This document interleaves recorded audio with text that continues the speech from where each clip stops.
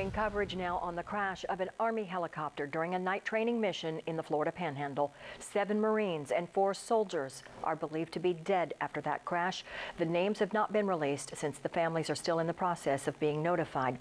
Sadly, this is a tragedy that can happen at any time here at home as servicemen and women put their lives on the line for combat training.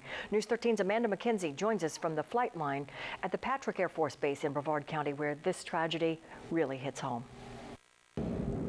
Pilots here do the same kind of flight training here on the Space Coast and often work with different branches of the military, both in training and in combat. And in light of this recent tragedy, the real takeaway is that servicemen and women put their lives on the line every day, not just overseas, but here at home.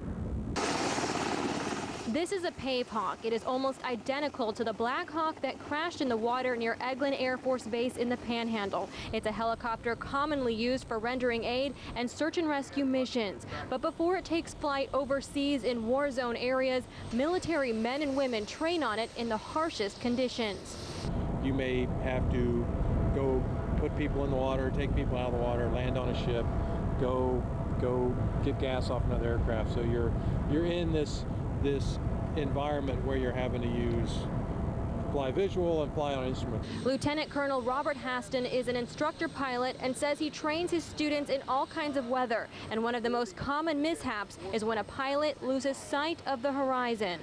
You have to accept a lot of risk in training because you're going to be facing that in combat and you have to be good at it. And sadly, that kind of risk can lead to serious injury and death. The mishap rate across the board for the military has generally been pretty good at getting better stateside. I am told the military assesses every little detail of every training mission to ensure as little risk as possible. It's called Operation Risk Management. But risks are always going to be there, and that's just something they have to accept to be able to do the job well. Reporting from Patrick Air Force Base, Amanda McKenzie, News 13.